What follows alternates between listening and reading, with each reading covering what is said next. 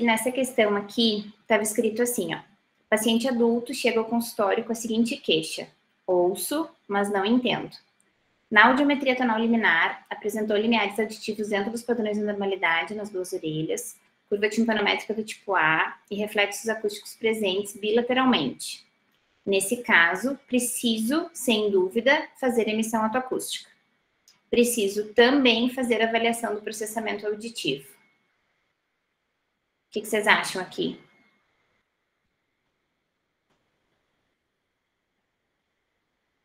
Meninas, essa questão, ela era falsa. E na vida da gente, isso aqui é falso.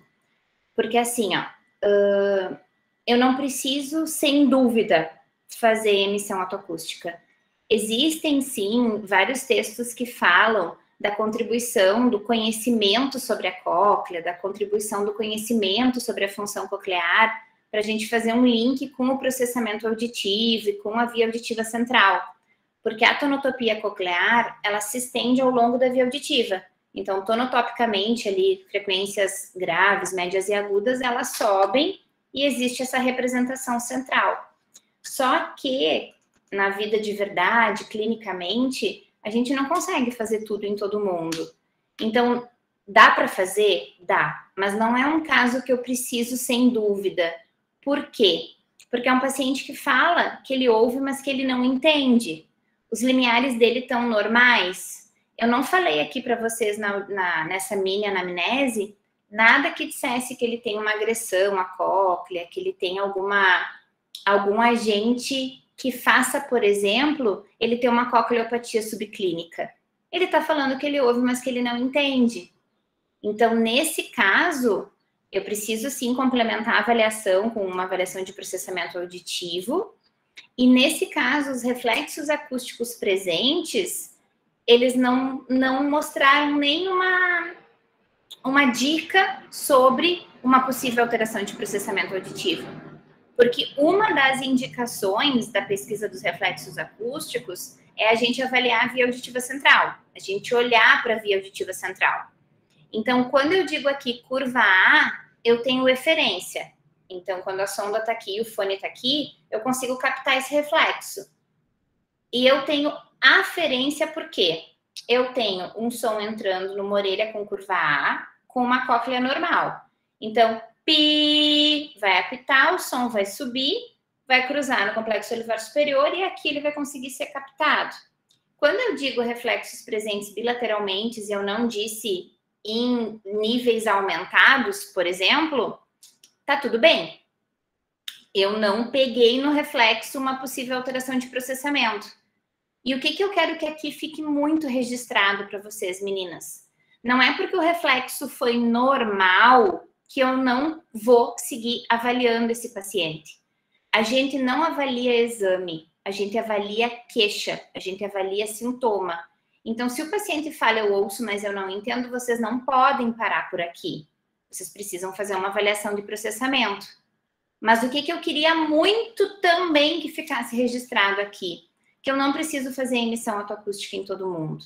Eu faço emissão otoacústica quando eu tenho um agente agressor à cóclea, que eu possa ter uma cocleopatia subclínica, quando eu tenho, como, por exemplo, um sintoma zumbido, que eu preciso entender melhor a mecânica do funcionamento coclear, quando eu tenho um paciente que eu preciso de uma investigação extra, porque ele está no ruído, porque ele usa agrotóxico, porque ele foi exposto à quimioterapia porque ele teve câncer, ou quando eu tenho um paciente que não responde para a audiometria, que eu comentei para vocês que a semana passada a gente atendeu a Helena a gente não conseguiu condicionar ela para fazer a audiometria, então a gente precisou fazer as emissões.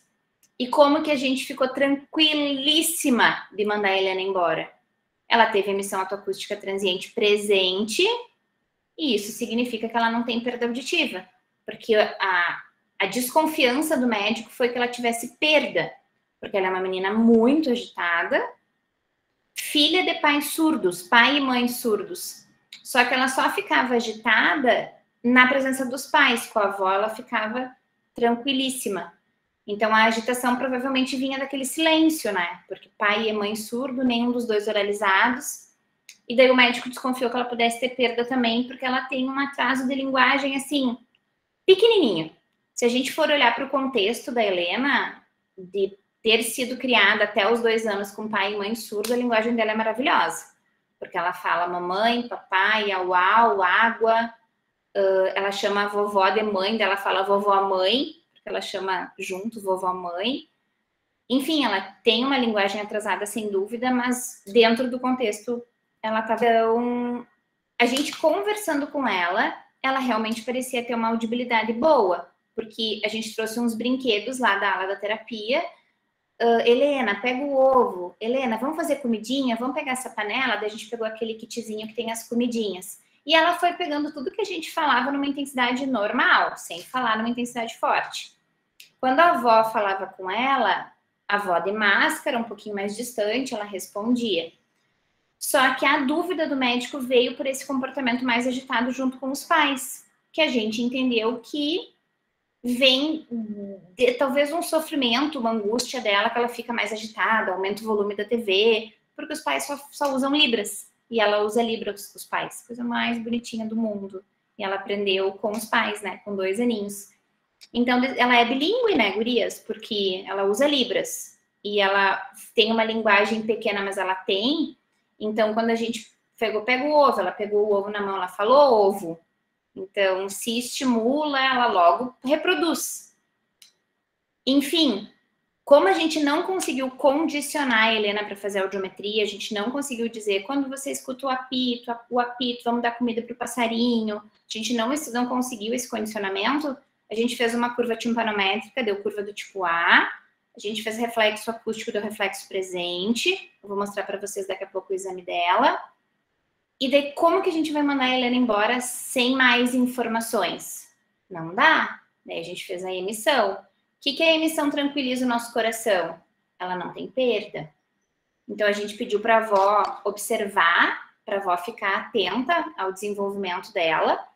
E se caso ali até 2 anos e meio, porque agora ela vai morar com a avó, ela não vai voltar para os pais. Se caso até 2 anos e meio ela não fizesse frases pequenas e não organizasse melhor a quantidade do vocabulário, a gente deu tudo por escrito para a avó, a gente pediu para a avó voltar ali no SAF, para a gente fazer uma avaliação de linguagem mais completa nela. Mas audiologicamente ela tá bem, ela não tem perda. Então é isso que eu quero muito que fique claro para vocês, assim, que as emissões autoacústicas, ela tem 2 poderes.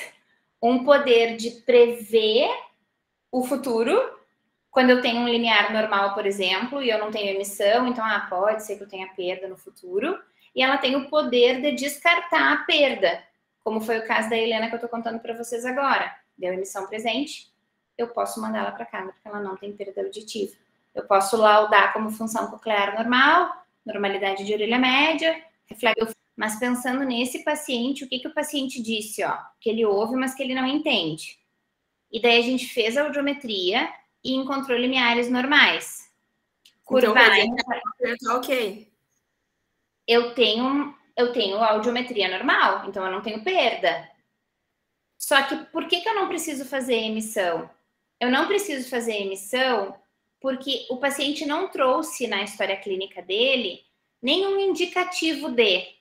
Qual seria um indicativo que faria a gente pensar em fazer emissão autoacústica com mais necessidade? O paciente falar que tinha zumbido crônico, que trabalhava com agrotóxico, que trabalhava no ruído, que fez quimioterapia, que tem algum agente lesivo à cóclea, que a gente precise de mais sensibilidade para avaliar a cóclea. Porque o linear auditivo ele pode estar normal, e eu posso não ter emissão, que é quando a gente tem a cocleopatia subclínica. Mas eu só vou pensar que eu preciso, que sem dúvida eu preciso fazer emissão, quando eu tenho um agressor, que não é o caso aqui. Aqui eu tenho um paciente que só fala que não está entendendo. Então eu não preciso fazer emissão, porque ele já fez audiometria. O fato da gente ter limiar normal no audiograma não garante que a nossa cóclea esteja 100%. Isso acontece muito, gurias, com trabalhadores que têm exposição a riscos, seja esse risco físico, químico, biológico, qualquer tipo de risco. Então, o paciente vai lá, faz a audiometria, os limiares dão normais. Ele vai lá, faz uma emissão otoacústica, a emissão dá ausente. O que a gente está vendo aí? A tal da cocleopatia subclínica, que é aquela em que o limiar dá normal, mas as emissões já dão alteradas. E isso faz o quê? Fala o quê para a gente enquanto clínico? Fala que a gente precisa monitorar mais esse paciente, que talvez num futuro próximo esse paciente venha a ter perda auditiva. Então, fala para nós, enquanto clínico, de um acompanhamento mais rigoroso. Por isso que eu brinco que as emissões otoacústicas têm esse poder mãe de Ná, assim, de prever o futuro. Porque é possível e é comum os pacientes que têm agentes agressores à cóclea virem com limiar normal, mas a cóclea não está 100% normal. Já existe uma perda de célula ciliada externa. E essa perda de célula ciliada externa ausenta as emissões. Porque para a gente ter emissão otoacústica transiente presente, célula ciliada externa tem que estar bombando, tem que estar íntegra total. A curva timpanométrica é uma fotografia da orelha média, lá dentro, fazendo uma mensuração muito direta do sistema tímpano-muscular. Quando a gente faz PEAT, a gente faz uma fotografia da atividade neural, porção distal do nervo auditivo, núcleo coclear, complexo olivar superior, lemnisco lateral. Eu estou lá fazendo uma foto dessa função neural. Quando a gente faz emissão otoacústica, a gente está fazendo uma foto das células ciliadas externas. Então, sim, eu posso ter um paciente com limiar normal e ausência de emissão. E posso ter ali uma cocleopatia, uma alteração de cóclea que ainda não apareceu no limiar. Tá?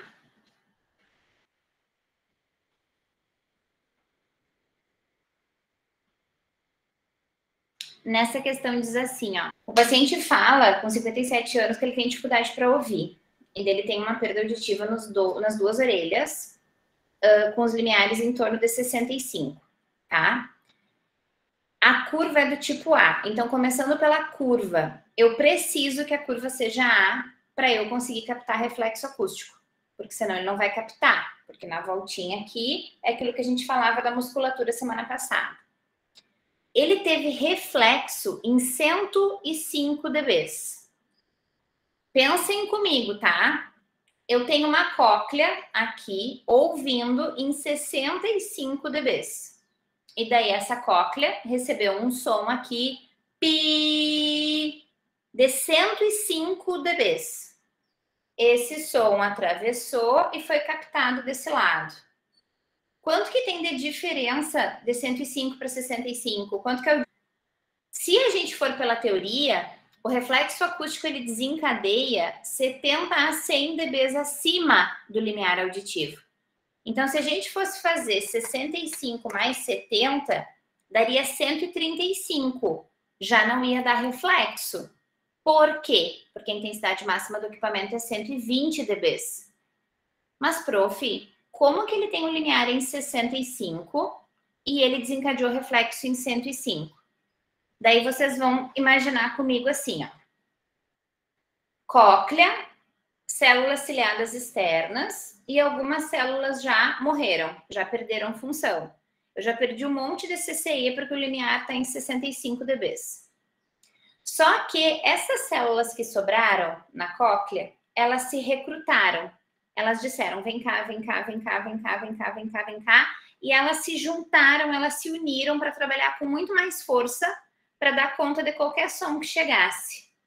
Essa ajuda, esse recrutamento, esse vamos lá todo mundo junto, aumenta a energia sonora, a energia acústica, que sobe nessa via auditiva. Só que elas se recrutam tanto, elas se ajudam tanto, elas unem tanto forças, que elas acabam aumentando demais essa força, aumentando a sensibilidade da cóclea. Porque daí uma cóclea que ouve em 65, recebeu um som de 105, 40 dB acima do limiar dela, pum, ela desencadeou subida e desencadeou reflexo. O que é isso? O que é um reflexo desencadeado com pouca intensidade? É uma cóclea recrutante que se ajudou, que as células ciliadas se ajudaram. E o que isso significa?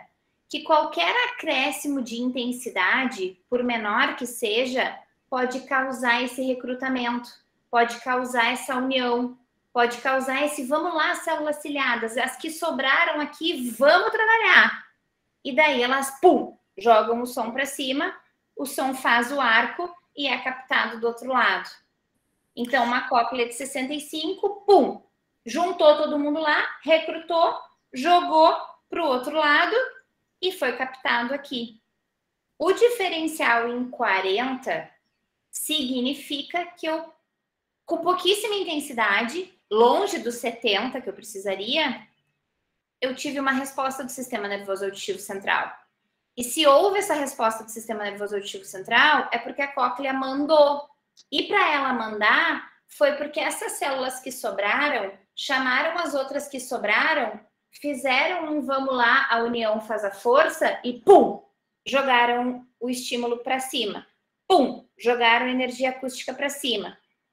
O que isso traz de sintoma para o paciente? Nossa, o som me incomoda. Qualquer barulhinho a mais que tiver na minha casa, batendo panela, cachorro latindo, porta batendo, me incomoda. Porque o paciente tem perda. Ao mesmo tempo que ele tem perda, o som mais forte, o som de maior intensidade, incomoda. Por que incomoda? Porque recrutou. Porque as células recrutaram. Então, o recrutamento não é uma coisa boa. O recrutamento, ele é um funcionamento anormal dessa mecânica coclear, das células ciliadas externas que sobraram, querendo unir e, pum, mandar o estímulo. No momento que vai para o sistema nervoso central, isso pode vir assim. Nossa, tá me incomodando, nossa, tá ruim. O sintomático é: o barulho me incomoda, os sons me incomodam, o aumento da intensidade me incomoda. O assintomático é esse paciente aí, que ele vem dizendo que ele tem dificuldade para ouvir, o que é esperado numa perda de grau severo. Mas ele não disse assim, ó, eu tenho dificuldade para ouvir e o barulho me incomoda. Eu tenho dificuldade para ouvir e os sons de pouquinho a mais do que o que eu ouço dói minha cabeça, dói meu ouvido. Isso é o sintomático e o assintomático. O decrutamento, ele é totalmente diferente do recrutamento.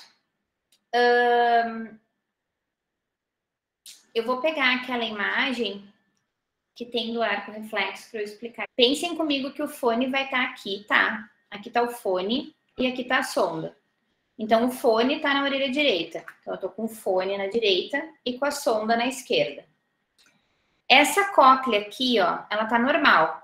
Ela, digamos que ela tem limiares auditivos em 10 dB. Daí, esse fone aqui tá pip, pip, pip. E eu tenho uma cóclea normal, em 10 dB. E aqui eu tenho uma curva A para receber de boa esse reflexo. Então, era para ele subir, passar no corpo trapezoide, descer, contrair o estribo aqui, movimentar a cadeia timpanomuscular e esse reflexo ser captado aqui do outro lado na sonda.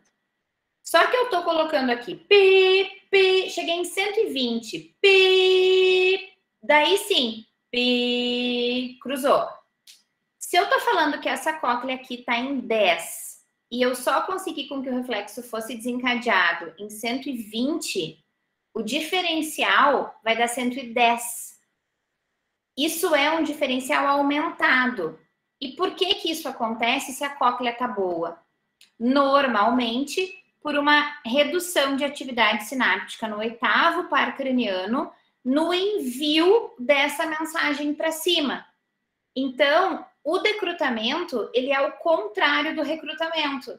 No recrutamento, todas as células ciliadas que sobraram aqui, elas se juntam, se unem, vamos lá, vamos lá, vamos lá, pum! Jogam a energia acústica para cima. No decrutamento, eu tenho uma redução da atividade sináptica aqui no oitavo par craniano. Então, o som tá vindo pi. Quando os neurônios tinham que fazer pá, pá, pá, pá, pá, pá, pá, pum, pum, para ir para o corpo trapezoide descer, eles estão pá, pá, pá, pá. Eles estão com uma redução de atividade. Então, para eles mandarem a energia para cima e ela chegar aqui no tronco encefálico, eu preciso de muito mais energia acústica. Então, o decrutamento é uma redução da atividade sináptica no oitavo par craniano, que faz precisar de mais som para cruzar o estímulo e ser captado do outro lado. E isso traz o que de sintoma quando for sintomático? Porque o decrutamento também, ele pode ser sintomático ou ele pode ser assintomático. O que ele traz de sintoma?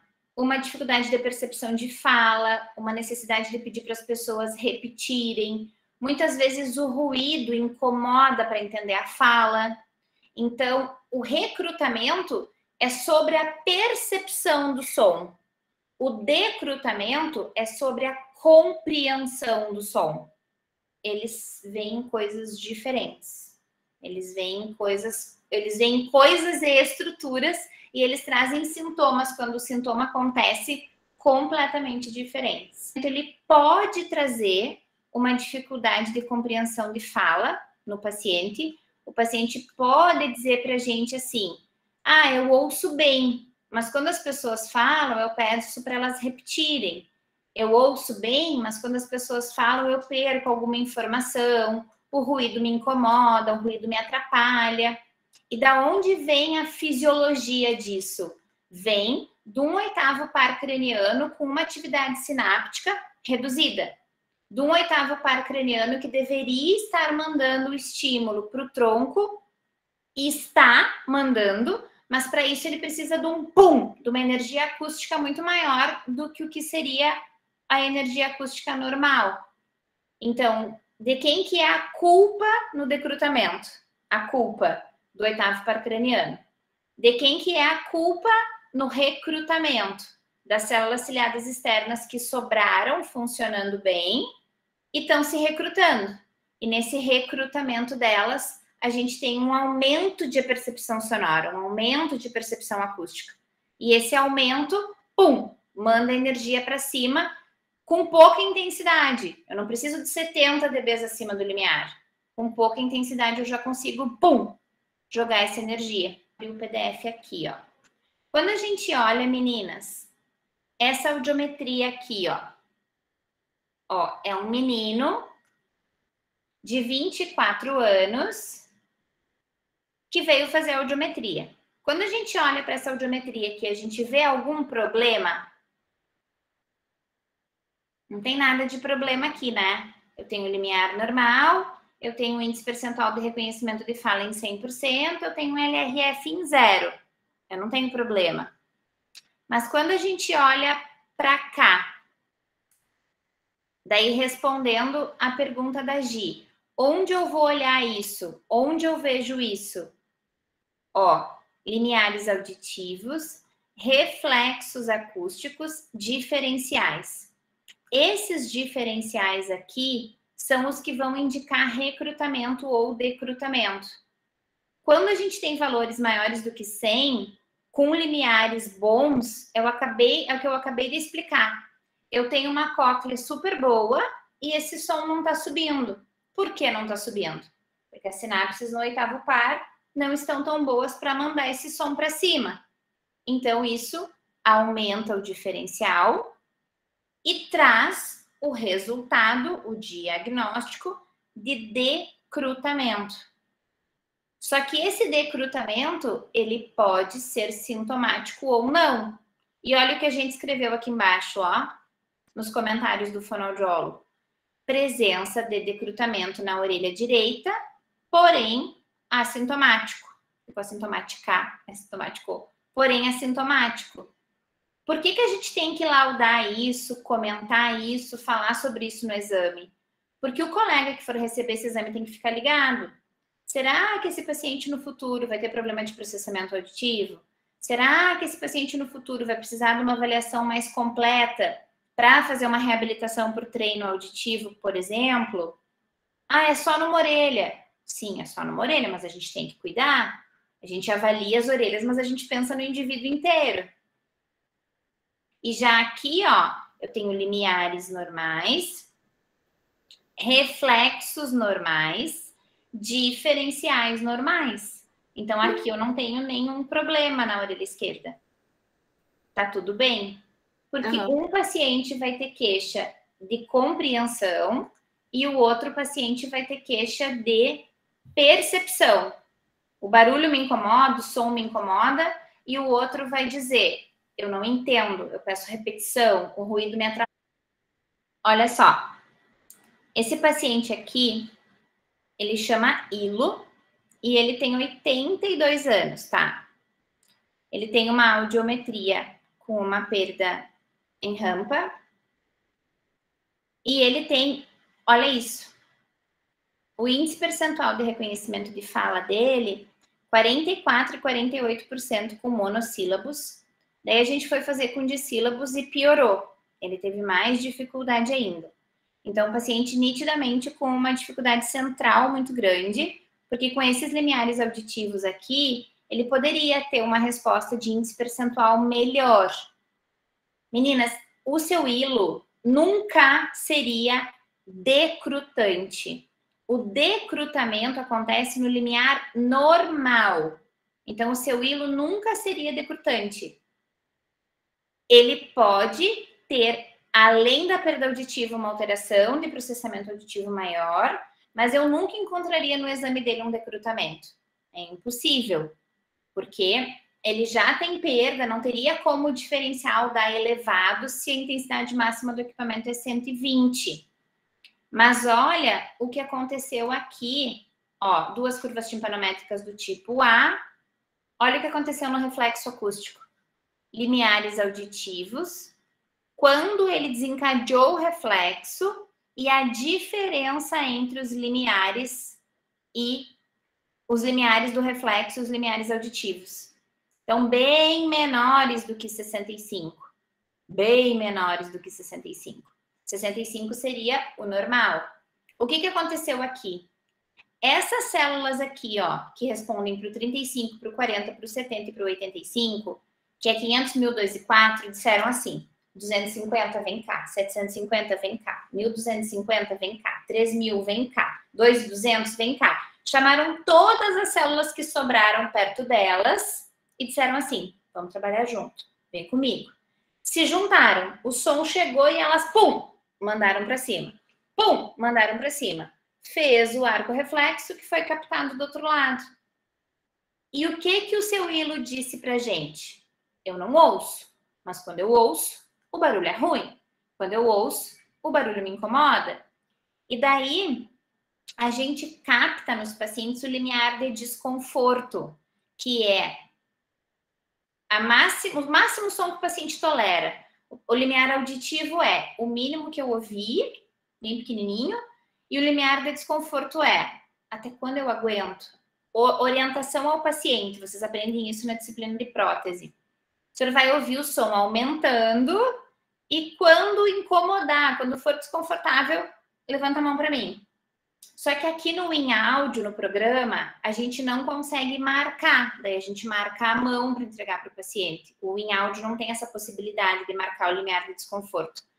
Que o normal seria por aqui, 100, 110, 115. Só que o seu hilo teve um limiar de desconforto muito antes, que conversa com esses reflexos aqui. Porque ele disse, eu ouço, mas o som também me incomoda. Então, daí aqui eu vou linkar com a pergunta da Vanessa, que foi a pergunta que a Vanessa fez no chat. Então, esse tipo de paciente vai ter dificuldade de colocar o aparelho auditivo.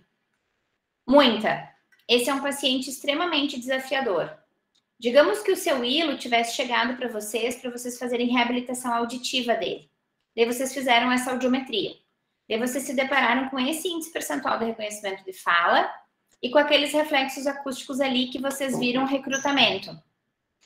Meninas, daí vocês se depararam com o seu hilo dizendo assim, doutora Gabriela, doutora Giane, eu vim aqui porque eu tenho muita dificuldade para ouvir. Eu me isolei da minha família, porque quando eles falam mais alto, eu tenho vontade de fugir, porque o barulho me incomoda.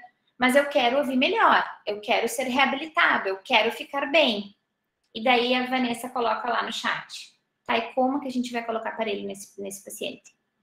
Meninas, esses pacientes são super desafiadores, mas não são impossíveis.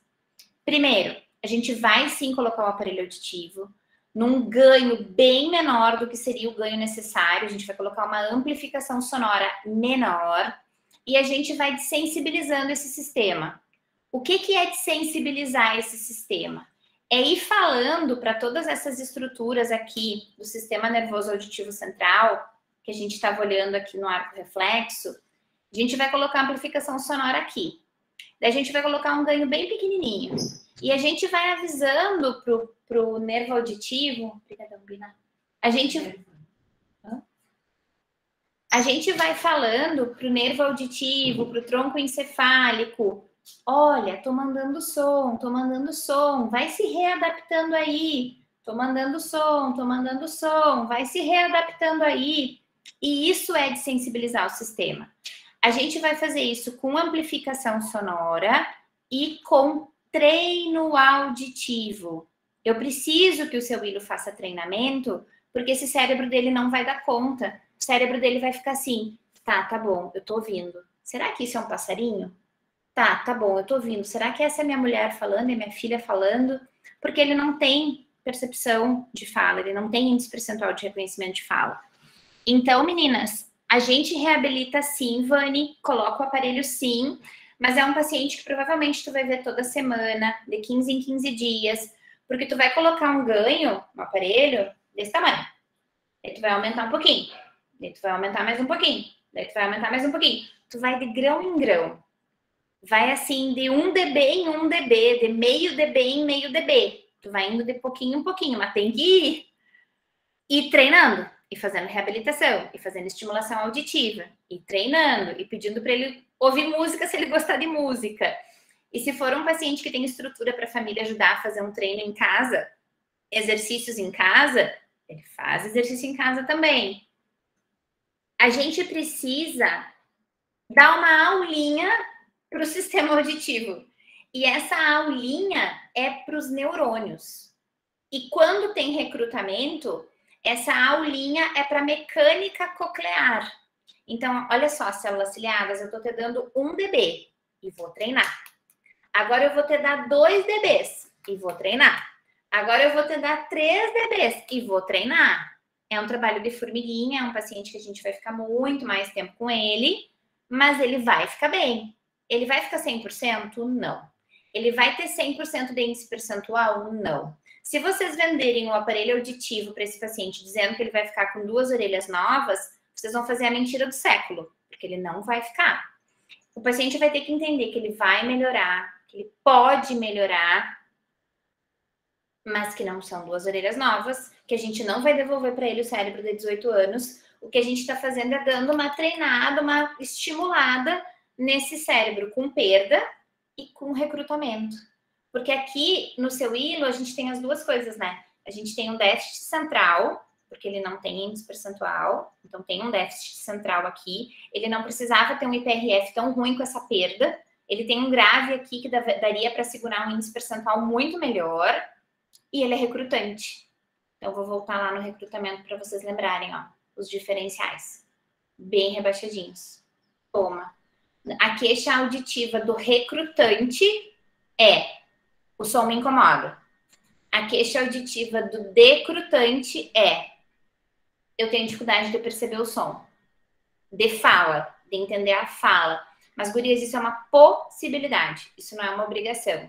Quando a gente encontra isso e não encontra sintoma, quando a gente encontra isso e não encontra queixa, qual que é o alerta que liga aqui na nossa cabecinha clínica?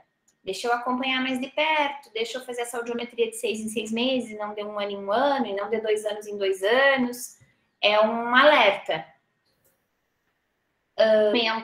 Quando a gente tem um paciente com hipersensibilidade ao som, ou quando a gente tem um paciente tipo o seu Willo que não entende, a gente tem que estimular, a gente tem que treinar, A gente tem que permitir com que a adaptação do sistema existe. E como que eu faço isso? Treinando, estimulando. Por isso que eu sou apaixonada por treinamento auditivo.